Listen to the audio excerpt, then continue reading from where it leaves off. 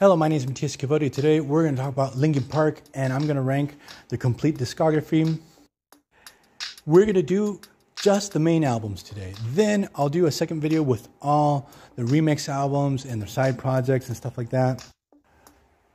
So to start off at the bottom, at number 7, we have One More Light.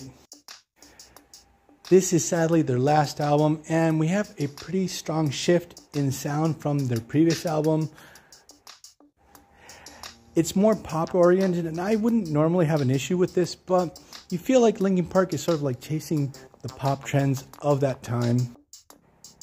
It doesn't feel like a band effort, and maybe the only redeeming aspect of this album is the lyrics that Chester brings are very sad and tragic, but are very well written. At number 6, we have The Hunting Party, that again, compared to the previous album before this one, we have a stylistic shift. They go in this super heavy direction. On paper, I should love this album. It has a lot of riffs, double kick drum. The band sounds more aggressive, but it feels that it just falls flat.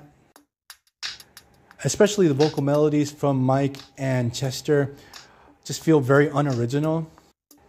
At number 5, we have Minutes to Midnight, where we have a band trying to move away from nu metal, trying to shake up their sound. At least for me, it doesn't work. But some of the tracks on this album are really interesting, while a couple, at least for me, totally missed their mark. At number 4, surprisingly, I find myself putting Meteora.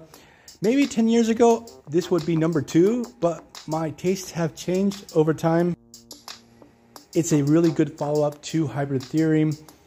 Also, I feel like we start the gold standard here. All the albums from this point on are fantastic from front to back. It's also a really good jumping on point if you want to start to listen to Linkin Park in general. I feel like it's nice and short, pretty accessible, but it does have some nice heavy parts. At number 3, again, another surprise, at least for me, Hybrid Theory. 10, 15 years ago, this would be number 1. And again, I feel like my tastes have changed over time. I do really love this album. And up until this day, I remember the first time I ever listened to it when one of my good school friends lent me this CD and told me, listen to this new band, they're really awesome. At number 2, we have 8,000 Suns. This is a very experimental album. It's very electronic heavy. I really like the experimentation that we have on it, even though the band is buried under all the keyboards and drum machines. And at number 1, Living Things. I feel like everything that they learned on 1,000 Suns, they capitalize on it and they just make everything better on this album. Memorable songs, fantastic choruses.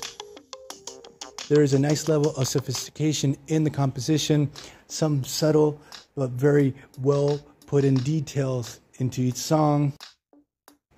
So I'm going to leave this video here. I hope you guys liked it. See you guys next time. Bye.